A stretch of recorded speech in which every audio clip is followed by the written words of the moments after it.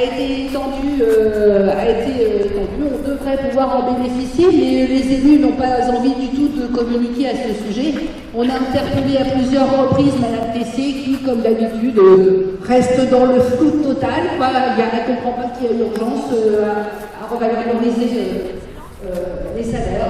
Il n'y a pas ça. Voilà. L'arrêt dans les campagnes, l'arrêt des interventions du CCAS dans les campagnes, c'est une catastrophe. On va laisser les personnes âgées dans les campagnes se débrouiller, parce que ce sont les enfants, tout a été planifié, alors encore rien n'est du tout. Les personnes âgées sont complètement démunies, elles se retrouvent dans des situations très difficiles. Moi j'ai entendu aussi la souffrance de mes collègues. Non, c'est pas elle, c'est Marie-Cole. Non, c'est Madame Marie-Cole. C'est une adjointe quand même, hein. C'est une adjointe quand même.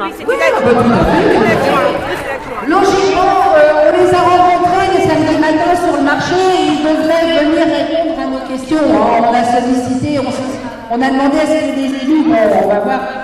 Il y a aussi, alors ce qu'il faut savoir aussi, c'est que l'arrêt dans les campagnes, les collègues, elles vont se retrouver déplacées sur Fécamp à faire des remplacements, à boucher les trous.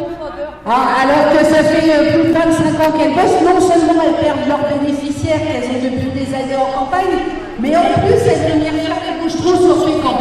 Tout va bien, c'est super bien organisé, on a du respect pour les agents, là il n'y a pas de doute. Ensuite, il y a un audit qui est prévu. Stéphane Levieux, le directeur du CCAS, nous a informé l'autre jour car l'audit a été mis en place pour savoir justement ce qui va pas au sein du service des aides à domicile. Alors, parce qu'apparemment, depuis des années, ces GIP territoriaux dénoncent tout ce qui ne va pas et ils savent pas. Voilà. Donc, il va falloir lâcher encore du pignon pour un cabinet conseil lambda pour comprendre ce qui va pas au sein du service. On est en train complètement de s'attacher. Et voilà, il n'y a pas de souci. On se fout de notre gueule. Voilà, c'est ça. C'est efficace. Cette année, ça va plus. Voilà. Le règlement intérieur, on l'a proposé, la CGT, on bosse depuis des mois sur un règlement intérieur pour essayer d'améliorer les conditions de travail. La dernière fois, en comité technique, ils voulaient nous faire valider un règlement intérieur, il n'y avait plus du tout aucune de nos propositions dedans. Ils avaient tout validé d'un revers de main en disant le règlement intérieur initial était très bien, ça s'est arrangé évidemment. Donc des mois de boulot sur lesquels on en a rien à foutre. Voilà. Et puis aussi, moi je voulais parler d'un dernier point, c'est encore de nos collègues que Laurent a accompagné vendredi et qui se fait virer tout simplement pour une inaptitude. Parce que voilà, elle a été pépée par le boulot et puis au bout du compte, on n'a pas de remplacement encore une à lui proposer, elle est virée. Voilà.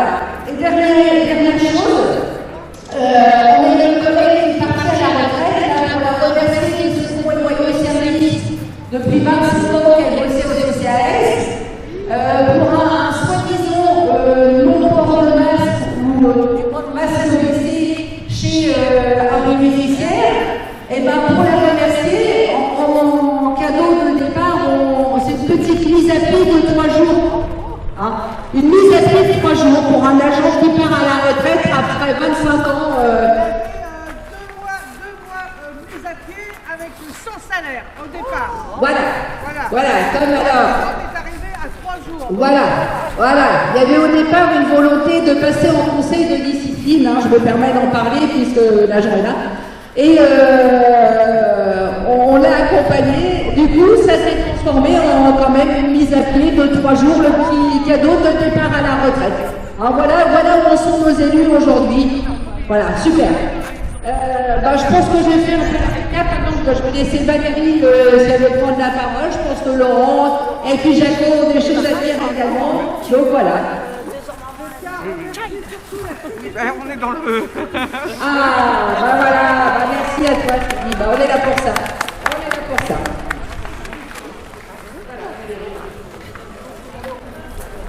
Bon bah écoutez, déjà merci d'être venus parce que vous êtes nombreux, donc on ne sait pas, surtout qu'il se froid, on s'est dit qu'il ne va pas y avoir trop de monde. Merci pour ceux qui sont venus distribuer samedi, parce qu'on a eu très froid samedi au marché, et ceux qui ont distribué aussi dans les campagnes, dans les boîtes aux lettres, c'était super parce qu'on a eu beaucoup de retours, des gens qui nous ont dit non, on ne nous donnait pas, on l'a mis dans les boîtes aux lettres, donc voilà. Bon, on est un peu déçus qu'il n'y ait pas beaucoup d'usagers, parce que ça aurait été bien. Ça les concernait, donc, mais bon, merci pour ceux qui sont là, et puis, donc voilà quoi. Donc on avait envoyé un mail aux élus pour qu'ils nous reçoivent ou qu'ils viennent répondre à nos questions. On attend, on espère qu'ils vont venir, ça c'est encore autre chose. Ce qui serait bien, c'est que si jamais ils nous reçoivent, c'est de leur poser vos questions, voilà, l'interrogation, voilà quoi. Et puis ceux qui veulent prendre la parole, je vais te donner, je ne sais pas si Laurent ou Jaco ont quelque chose à lui dire.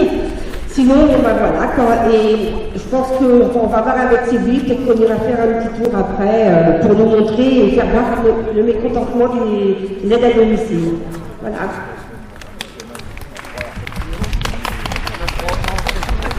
Oui, bonjour à tous. D'abord, je tiens à vous amener le salut des élus communistes à la mairie qui soutiennent votre lutte. Toutes les revendications que vous déposez, nous les soutenons et en plus nous les défendons. Je suis intervenu lundi dernier auprès de Mme Tessier par rapport au Ségur de la santé en lui disant, Mme Tessier, le gouvernement maintenant paye 55% du Ségur de la santé. Le 11 mars, le département s'est réuni et il a été voté un budget spécial pour que le Ségur de la santé, les 45% qui restent, vous soit versé. Ce qui est scandaleux, c'est qu'on s'aperçoit que la personne qui est rentrée tout à l'heure, c'est Mme Blandine Lefebvre, qui était l'ancienne vice-présidente chargée de la solidarité de la santé en Seine-Maritime, et qu'on nous dit on est en train d'étudier et c'est pas encore fait. Alors que les gens qui sont tout à fait aptes à faire ça sont ici à la mairie. Ça veut dire qu'on se fout un peu de la gueule des gens. Autre chose, je voudrais intervenir sur la misère qui est faite à vos bénéficiaires, à nos plus anciens. Les bénéficiaires, à partir de vendredi, se sont retrouvés dans les campagnes bec dans l'eau parce que vous n'avez pas été convoqués pour aller chez eux. Et évidemment, c'est scandaleux parce que ces gens-là, on se demande comment ils vont faire. Alors, la réponse de ceux qui gèrent la mairie, c'est de dire, les enfants qui prennent leur responsabilité. C'est scandaleux. S'il n'y a pas d'enfants, comment on fait? De toute façon, toute la gestion par rapport aux plus faibles, aux plus démunis, aux plus anciens, aux plus respectables, se passe comme ça ici à Pécan. C'est le problème pour les résidences Paul Bert. Résidence Paul Bert, j'ai négocié avec M. Levieux et M. Bourgueux l'autre jour le déplacement d'une personne à résidence Paul Bert qui avait un certificat médical pour avoir une douche à l'italienne et un réussir de toilette, et on lui a répondu qu'on ne fera pas de à Paul Bert. Donc, par contre, comme l'état de santé de la personne le nécessite, j'ai demandé la négociation. Et on s'est engagé à ce que ces personnes-là aient la Castelmares et soient déménagées, évidemment, aux frais du CCAS. On leur a envoyé une lettre cette semaine, signée Mme Tessier, et c'est vous qui allez payer, ils ont envoyé la même lettre à sa fille. Il n'y a pas de respect de la parole. La négociation avait eu lieu avec M. Roussel au téléphone. Je pense que c'est scandaleux que la parole des élus ne soit pas respectée. Autre chose, Mme Tessier est aussi vice-présidente d'Habitat 76. Les immeubles de la grue, même problème. Une famille, un monsieur très âgé, très malade, demande un certificat médical avec une étude des assistantes sociales de 17 pages demandant à ce qu'il ait une douche italienne des rehausseurs. Il reçoit un courrier d'Habitat 76, alors que l'année d'avant, ça fait 25 ans qu'il habite là, il avait reçu un courrier lui disant vous autres, que vous avez payé bien votre loyer, vous êtes un bon locataire, on vous octroie 900 € pour refaire les papiers et refaire les peintures. Et là, on lui envoie un papier, vous occupez un immeuble trop grand, donc on fera pas les travaux. C'est toujours les mêmes gens qui sont derrière. C'est scandaleux. Le mépris des personnes âgées à Pécan, c'est scandaleux, il faut que ça change. Je voudrais dénoncer aussi les cabinets, comme au gouvernement. Je ne sais pas si c'est McKinney qui fait l'étude sur les aides à domicile, mais il y a aussi une étude qui est faite sur Paul Bert et sur les résidences. Encore une fois, on paye les cabinets, c'est l'argent des faits d'emploi, c'est scandaleux. Quand on nous dit je vais gérer à l'euro près, ce n'est pas les cabinets qui vont gérer, c'est les cabinets qui vont encaisser ce pognon, et tout cet argent-là, il peut servir à faire du social, et nous demandons à ce que ça va faire du social. Merci.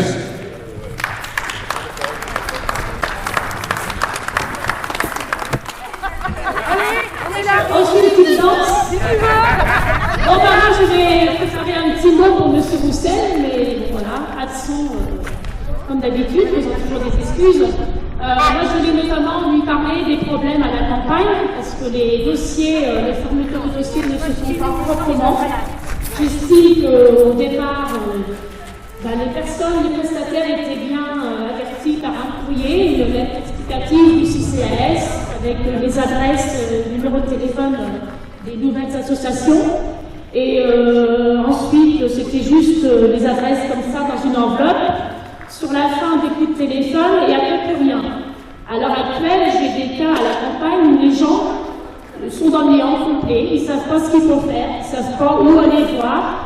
On les aide comme on peut, on les aiguille comme on peut. Donc j'estime que, sans compter le désarroi et la tristesse qu'ils ont, parce que malheureusement il y a des gens qui pleurent parce qu'on les a quand même depuis 10-15 ans, je trouve que c'est quand même inhumain de leur faire ça. Et puis on essaye de les aiguiller comme on peut, et je trouve que la passation des dossiers n'a pas été proprement faite, et c'est inhumain et c'est inadmissible. C'est une honte pour la mairie de Fécamp. Madame Tessier est à l'isolement. Elle est Covid. Ça c'est sûr. Alors ça donne des restrictions aux autres, mais ça ne les respecte pas. Voilà. Elle n'a pas dû respecter. Justice à tout. Ah, elle n'avait pas son masque. Ils ont pris leur masque. Ah, c'est pour ça. Alors par contre, pour aller distribuer des fleurs et des sous, ils sont disponibles. Ils sont disponibles pour ça. Pour aller distribuer des bouts de fleurs, des rameaux de fleurs et aller servir des soupes. Là, ils se montrent. Ils étaient en photo tout le week-end. Arrêtez. Tout le week-end. Tout le week-end. Ça, comédie dimanche soir. Ouais. Mais nous, il y a